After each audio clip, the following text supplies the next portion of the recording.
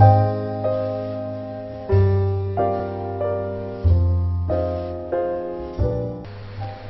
दोस्तों, स्वागत है आपका हमारे चैनल में। आज हम लोग फिजिक्स के एक टॉपिक को पढ़ने जा रहे हैं जो कि क्लास 9 से 10th के आसपास का होगा। और आज पहला चैप्टर हम लोग स्टार्ट करेंगे गति, जिसको हम लोग इंग्लिश में कहते हैं मोशन। देखिए, इस चैप्टर को स्टार्ट करने से पहले हम आपको कुछ बातें बता दें। देखिए, बच्चों के मन में सबसे बड़ी बात ये रहती है कि बुक कौन सा हम पढ़े, खासकर यूपी बोर्ड हिंदी मीडियम वालों के साथ, कि बुक क्या ये पढ़े या ये पढ़े। देखिए, बुक आप कोई भी पढ़िए, सब बुक एक ही होता है। किसी बुक में अगर थोड़ी सी अच्छी बातें दी गई है तो किसी बुक में हल्की सी उससे नीचे की बातें दी जाती है। और सबसे बड़ी ये बात, यूपी बोर्ड में सबसे बड़ा प्रॉब्लम ये देखने को मिलता है कि लोग एकदम हिंदी को ही फॉलो करते हैं, जो कि बहुत बड़ी प्रॉब्लम क्रिएट होता है। हिंदी के साथ साथ आपको कहीं ना कहीं थोड़ा सा इंग्लिश का भी नॉलेज होना चाहिए, क्योंकि आफ्टर 12th के बाद जब आप कुछ करने जाएंगे, बीएससी करेंगे या कुछ करेंगे, तो वहाँ सारी किताबें आपको इंग्लिश मीडियम में इंग्लिश लैंग्वेज में आपको पढ़नी पड़ेगी।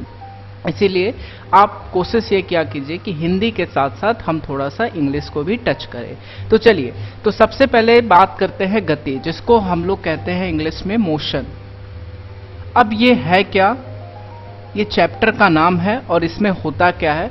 तो देखिए, सबसे पहले बताना हम ये चाहेंगे कि कोई भी चीज गति में है या विराम है, जिसको हम लोग बोलते हैं रुकी हुई है। तो अगर गति में है तो उसको हम कहते हैं कि वो गतिमान है, और अगर वो रुकी हुई है तो उसको हम कहेंगे कि विरामावस्था में है। अब दो बातें समझ में आया, पहला आया गति और दूसरा आया गतिमान वस्तुएं, दूसरा आया विरामा वस्तुएं। विरामा अवस्था भी बोला जाता है इसको। अब इन दोनों को जानना है आपको। देखिए, हम किसी भी चीज को ऐसे देख के नहीं कह सकते कि वो गतिमान में है या वो विरामावस्था में। हम किसके रिस्पेक्ट में बात कर रहे हैं ये हमको देखना जरूरी है। ऐसा हम ये नहीं कह सकते कि ये चीज चल रही है तो गतिमान में है और ये चीज रुकी है तो विरामावस्था में है। किसके संदर्भ में मैं बात करना चाह रहा हूं उससे देखा। जैसे मैं एग्जाम्पल से आपको थोड़ा सा समझाऊं, अगर जैसे मान लीजिए आपने ट्रेन में बहुत सफर किया होगा, तो एक कोई ट्रेन है, ये आपका एक ट्रेन है जिसमें आप यहां पर बैठे हुए हैं, सामने एक और व्यक्ति बैठा हुआ है आपके सामने वाले सीट पे।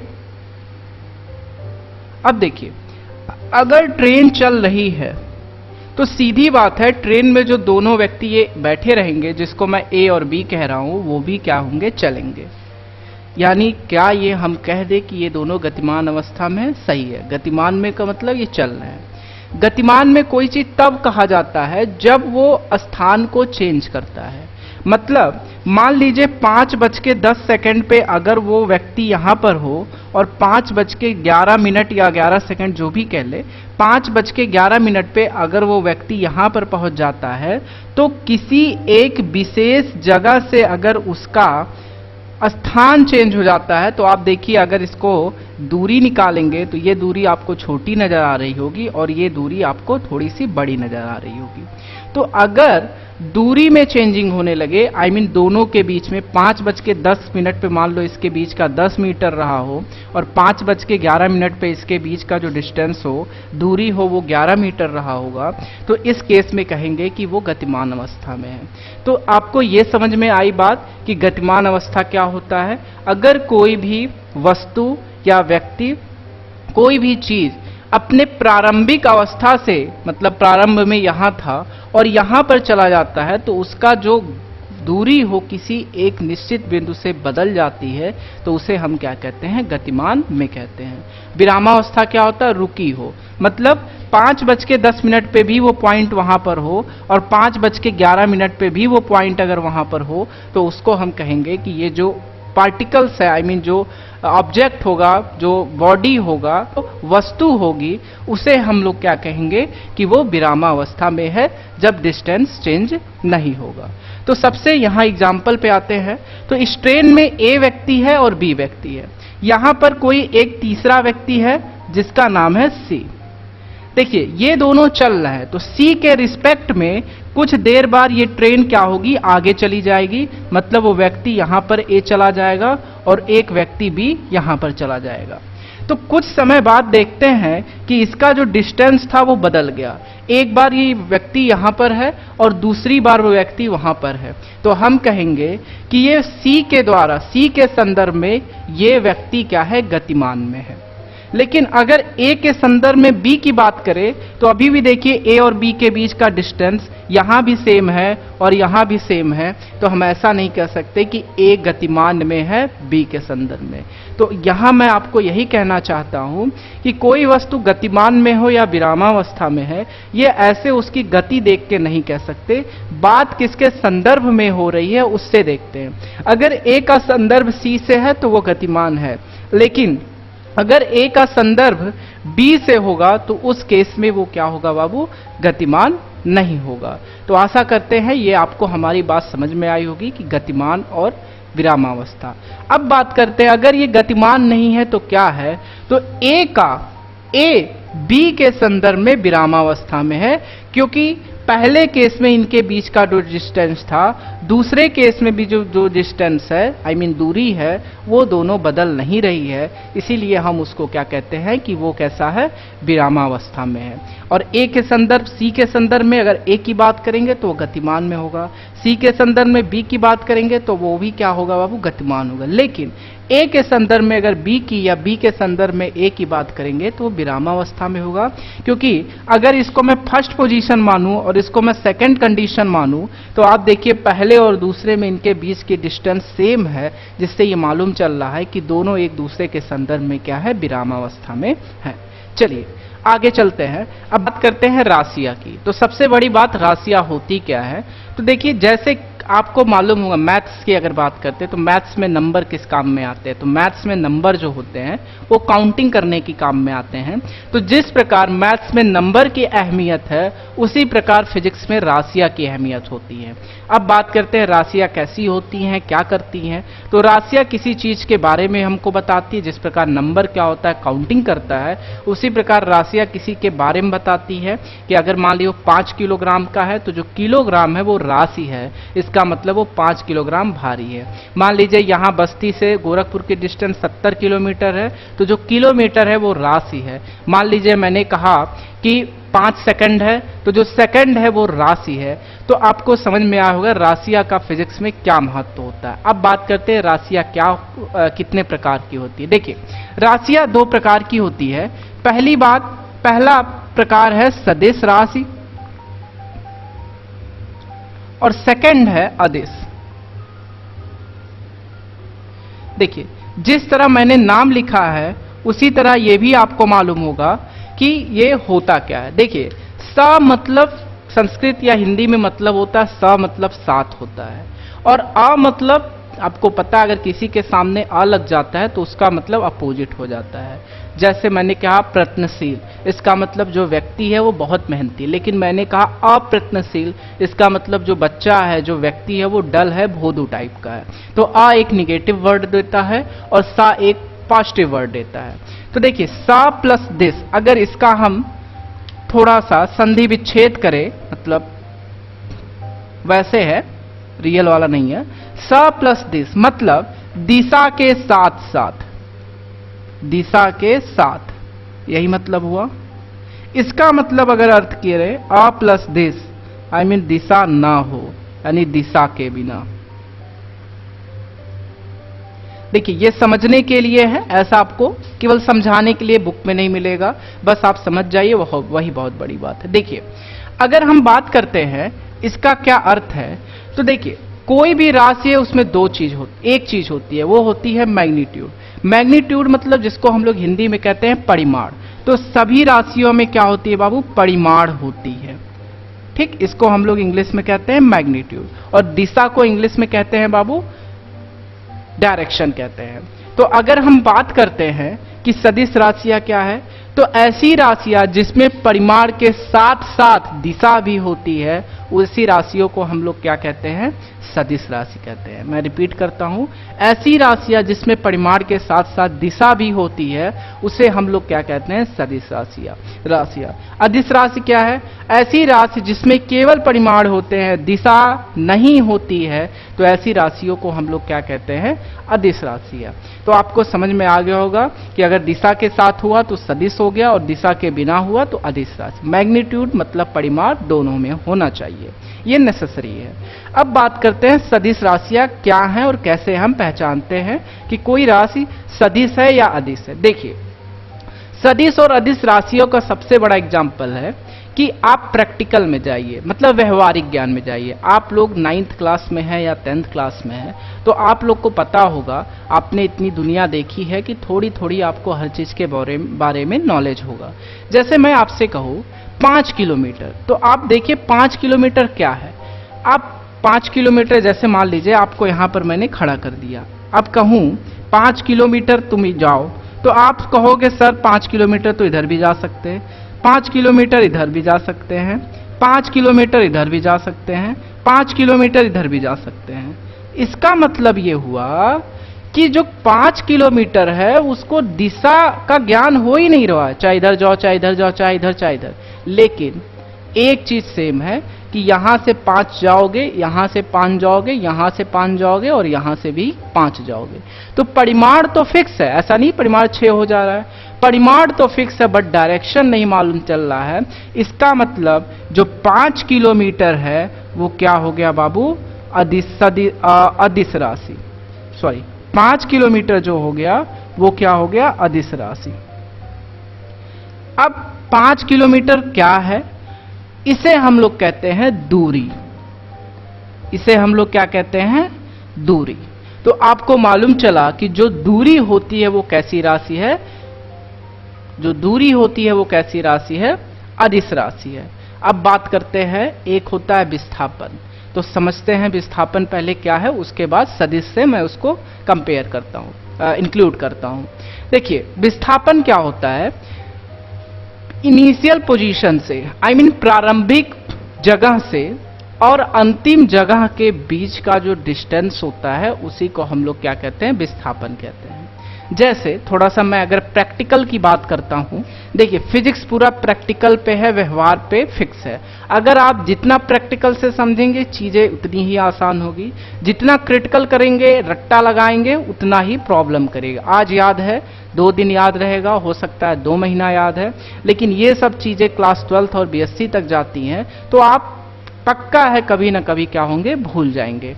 तो सीधी बात है, अब देखा जाए अगर, एक सेकेंड, विस्थापन देखिए, आपका घर मान लीजिए यहां पर है, आप अपने स्कूल ऐसे जाते हैं, ये B है, ये A है आपका घर और B क्या है, आपका स्कूल। अगर ये 5 किलोमीटर है, ये 2 किलोमीटर है, ये 1 किलोमीटर है और ये 2 किलोमीटर। तो आपसे अगर मैं पूछूं कितना डिस्टेंस कवर किए, तो आप कहेंगे सर 5 2 7 1 8 2 10, आई मीन मैंने जो डिस्टेंस तय किया वो 10 किलोमीटर किया। फिर से आप घर से वापस जाएंगे, आई मीन स्कूल से वापस जाएंगे घर, तो सीधी बात है उस केस में भी जो डिस्टेंस जो होगा वो आप कितना कवर करेंगे, 10 किलोमीटर। मतलब आप A से B आए और B से A गए, रास्ता नहीं चेंज करना, रास्ता सेम करना है। ऐसा नहीं कहो कि सर दूसरे गली से चले जाए तो ये वो चीज अलग हो जाती है। तो आप A से B गए, B से, यानी कुल जो डिस्टेंस आपने ट्रेवल किया वो क्या किया, 20 किलोमीटर। लेकिन अगर आपसे कोई पूछे डिस्प्लेसमेंट, जिसको हम लोग कहते हैं विस्थापन, क्या बोला मैंने, डिस्प्लेसमेंट, जिसको हम लोग क्या कहते हैं, विस्थापन, ये कितना हुआ, तो विस्थापन क्या हुआ, 0 हुआ। अब कैसे हुआ, देखिए बात को समझिए जरा। मैंने क्या कहा, विस्थापन क्या होता है, प्रारंभिक स्थान से अंतिम स्थान के बीच की दूरी क्या होती है, माइनस करते हैं। प्रारंभिक और अंतिम स्थान के बीच की जो दूरी होती है, उसका जो अंतर होता है, उसको माइनस करते हैं, तो वो क्या आता है बाबू, विस्थापन आता है। अब हम घर से चले, फिर घर पहुंच गए, तो जहां से चले थे वहीं आ गए, तो उनके बीच की दूरी शून्य हो गई कि नहीं, शून्य हो गई। जहां से चले वहीं पर आ गए तो उनके बीच की दूरी शून्य हो गई, आई मीन विस्थापन क्या हो गया बाबू, शून्य हो गया। लेकिन अगर कोई व्यक्ति स्कूल से घर या घर से स्कूल जाता है और यहीं पर टिक जाता है, तब पूछा जाए कि विस्थापन कितना हुआ, तो आप कहेंगे सर जो विस्थापन हुआ वो ये सीधी रेखा, देखिए हमेशा विस्थापन को सीधी रेखा लिया जाता है, ये वाली डिस्टेंस होगी AB।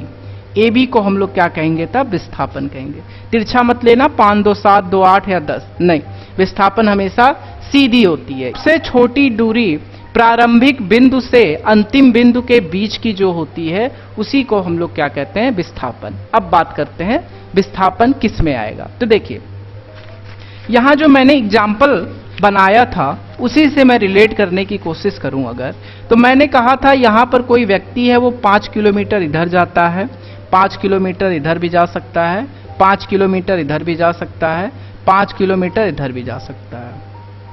लेकिन अगर हम बात करें 5 किलोमीटर तुम पूरब जाओ, तो किसी भी व्यक्ति के लिए पूरब तो एक ही है। अगर मैं ऐसे खड़ा हूं तो हो सकता है पूरब मेरे लिए उधर हो, अगर मैं ऐसे खड़ा हूं हो सकता है मेरे लिए पूरब उधर हो। तो किसी भी व्यक्ति के लिए जो डायरेक्शन होता है, मीन दिशा होता है, वो एक ही होता है। अगर आप पूरब कह दिए तो व्यक्ति पूरब जाएगा, तो अगर हम इधर पूरब मानते हैं और इधर पश्चिम मान ले, आई मीन ईस्ट वेस्ट, तो अगर पूरब का नाम लेंगे तो व्यक्ति कहां जाएगा? इधर जाएगा। तो ये जो कंडीशन है वो उसके पास बंद हो गए। तो इसका मतलब जो विस्थापन हुआ वो कैसी राशि हो गया बाबू? सदिश राशि। क्योंकि विस्थापन में दिशा तो मैग्नीट्यूड आई मीन परिमाण तो होता ही है, साथ साथ इसके अंदर दिशा भी होता है। ये बता दिया कि पूरब जाओ, और पूरब क्या है बाबू? एक दिशा है। इसीलिए सदिश विस्थापन कैसी राशि होगी? सदिश राशि होगी। आई थिंक आपको यहां तक मेरी बात समझ में आई होगी। अगर कोई डाउट है, आपको कुछ पूछनी बात हो, तो आप इस कमेंट, नीचे आपको कमेंट ऑप्शन दिख रहा होगा, वहां पर क्लिक करके आप हमसे डाउट को पूछ सकते हैं। चलिए क्लास को आगे बढ़ाते हैं।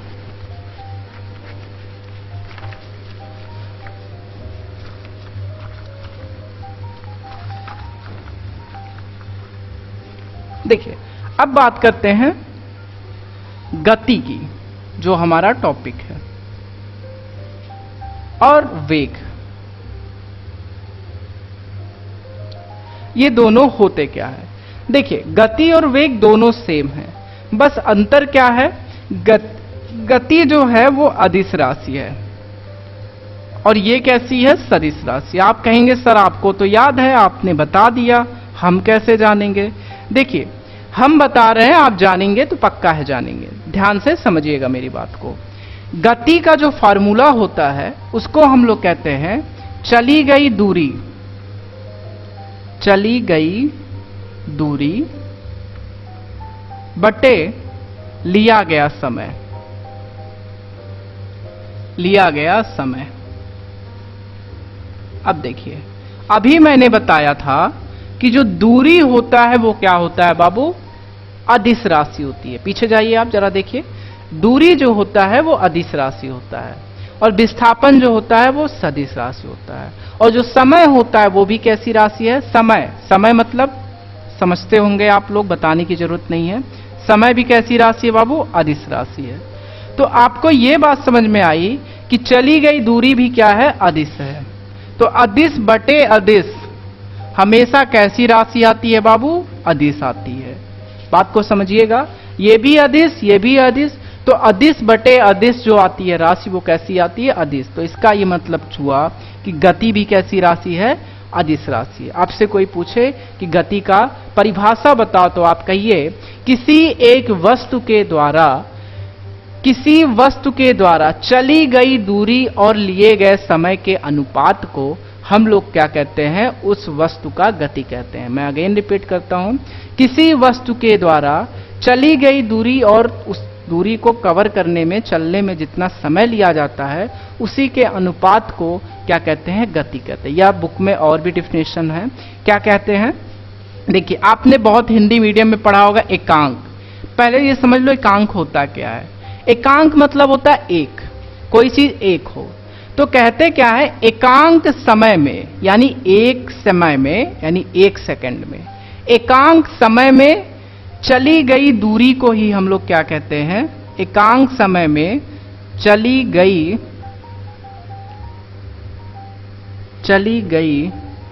दूरी को गति कहते हैं। कहेंगे कैसे? देखिए, सपोज कीजिए अगर समय यहां पर 1 हो जाए, समय यहां पर क्या हो जाए 1, तो आपको पता है मैथ के आप लोग स्टूडेंट्स हैं, किसी का अगर बटे 1 हो जाता है तो उसका मतलब उसकी कहानी खत्म। मतलब अगर 5/1 है तो 5 हो जाता है। इसका मतलब यह हुआ कि चली गई दूरी बटे 1 है तो गति किसके बराबर हो जाएगा? चली गई दूरी के।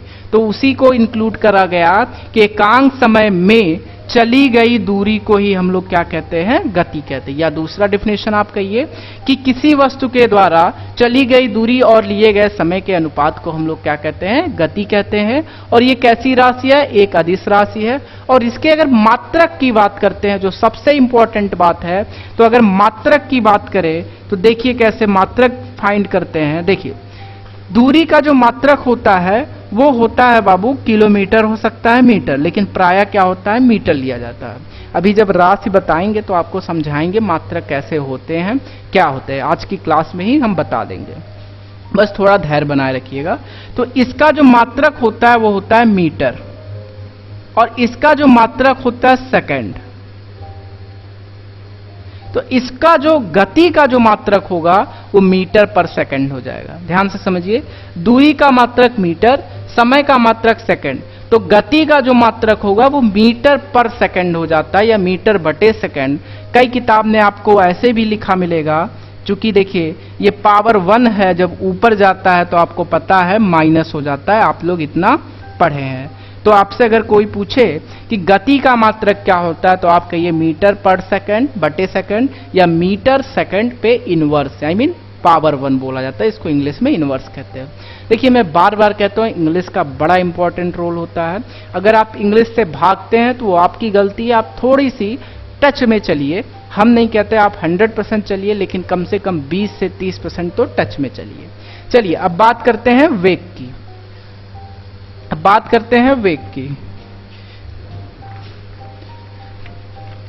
देखिए, जितना भी मैं बोल रहा हूं इसको आप स्क्रीनशॉट ले लीजिएगा, आइदर किसी कॉपी में क्या करिएगा, नोट कर लीजिएगा, क्योंकि एकदम सेम टू सेम आपको पढ़ा रहे हैं। आपके अगर आप यूपी बोर्ड में हैं तो इसमें कोई दिक्कत नहीं, आप अगर इतना लिख लेते हैं तो बहुत अच्छी बात है। आइदर आपकी मर्जी, आपके बुक में भी ये सब बातें दी गई हैं। चलिए वेग की बात करते हैं। वेग होता क्या है? तो देखिए, गति में जो होता था वो चली गई दूरी लेते थे, लेकिन वेग में विस्थापन लिया जाएगा, बस यही अंतर है। विस्थापन अब बटे समय कहा जाता है।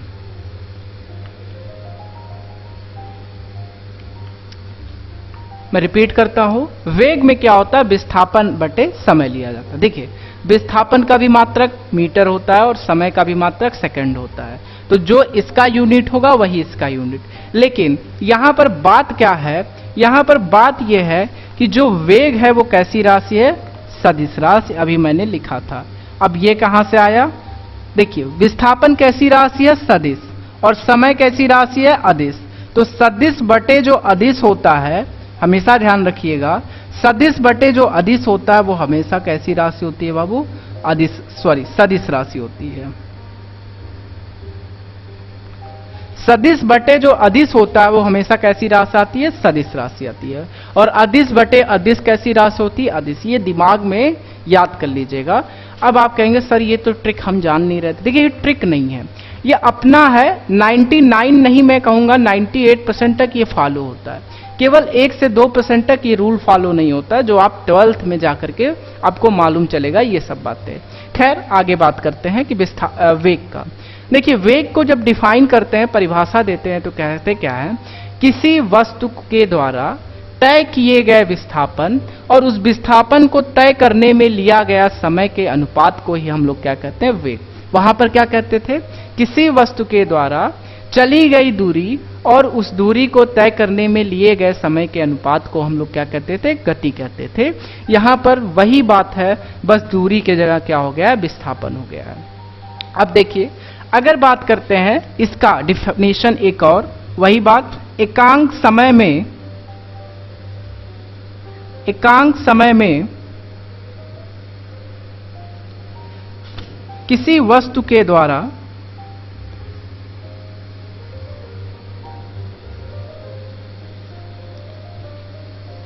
तय किए गए विस्थापन को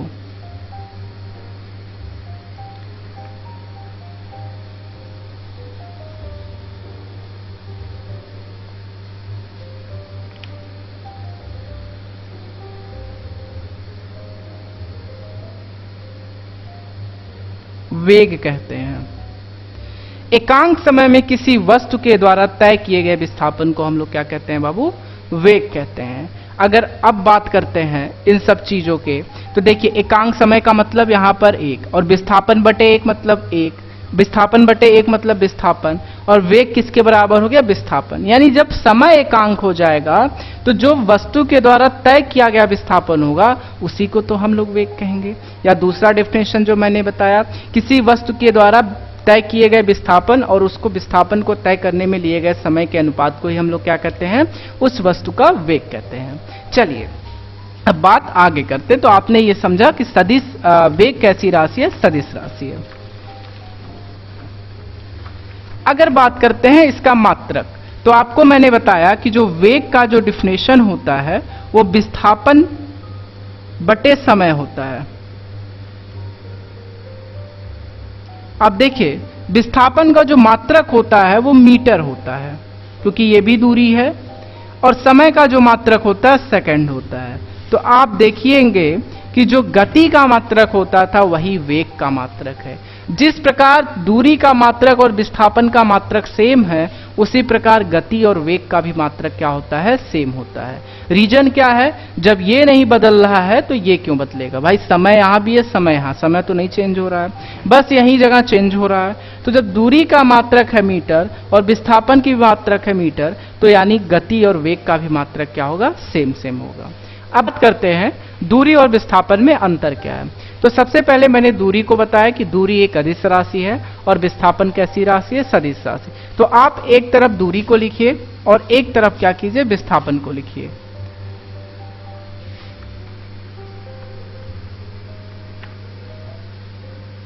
देखिए सबसे पहला, दूरी कैसी राशि है बाबू? अदिश राशि है। और दूसरा क्या है? सदिश राशि है। अब बात मैंने डिफिनेशन की किया कि दूरी और विस्थापन होता क्या है। तो पहले मैंने बताया था किसी वस्तु के द्वारा तय की गई पथ की लंबाई को हम क्या कहते हैं? दूरी कहते हैं।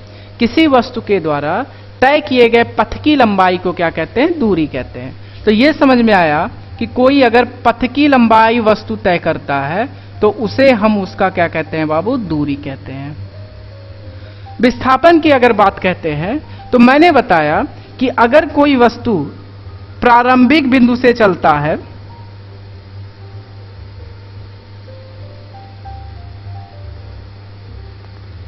और इसे हम अंतिम बिंदु कह दें,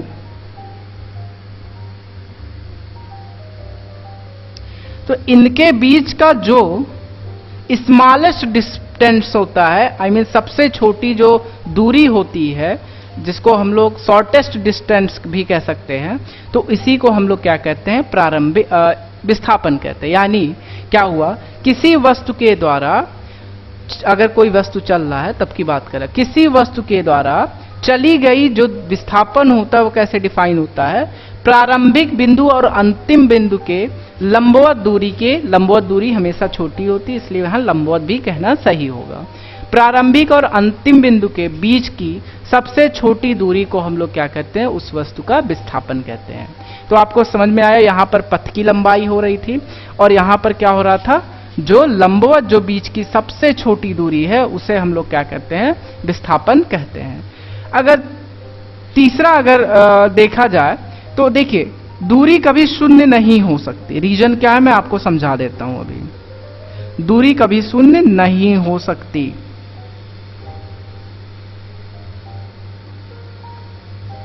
परंतु विस्थापन शून्य हो सकता है।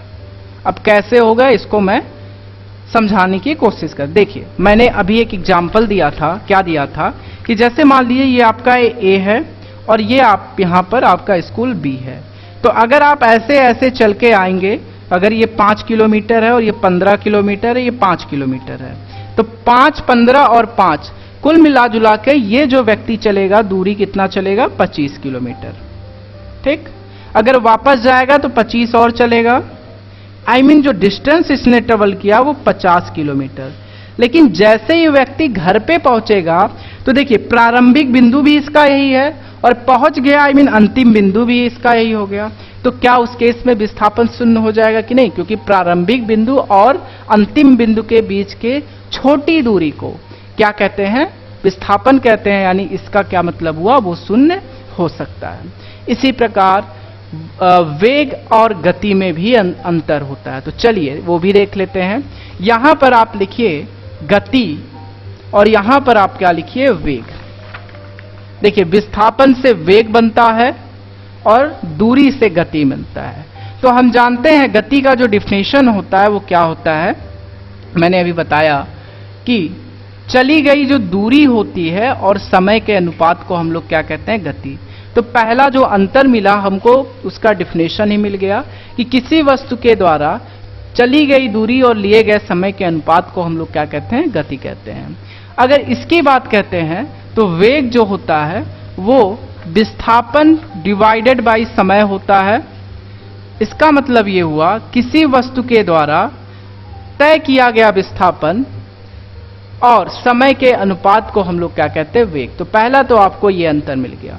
दूसरा अंतर ये, वो कैसी राशि है, अदिश राशि है। और ये कैसी राशि है, सदिश। मैंने समझाया है कैसे है।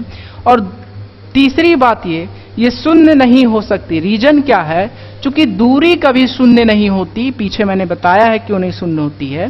तो जब दूरी शून्य नहीं होगी तो शून्य बटा अगर कुछ भी नंबर आएगा वो भी क्या होगा, शून्य नहीं होगा। लेकिन ये शून्य हो सकता है। रीजन क्या है, क्योंकि विस्थापन क्या होता है, वो शून्य हो सकता है। पीछे मैंने रीजन बताया है कैसे हो सकता है। इसीलिए हम कहेंगे क्या, वेग भी क्या हो सकता है बाबू, शून्य हो सकता है। चलिए आज की क्लास में हम लोग यहीं तक रहते हैं और भी बताएं। देखिए ये अगर आपको क्लास समझ में आई हो, अच्छी लगी हो, तो कृपया इस क्लास को शेयर कर दीजिएगा अपने दोस्तों में। और इस चैनल को ऐसे ही वीडियो देखने के लिए इस चैनल को क्या कर लीजिएगा, सब्सक्राइब कर लीजिएगा। Thank you so much.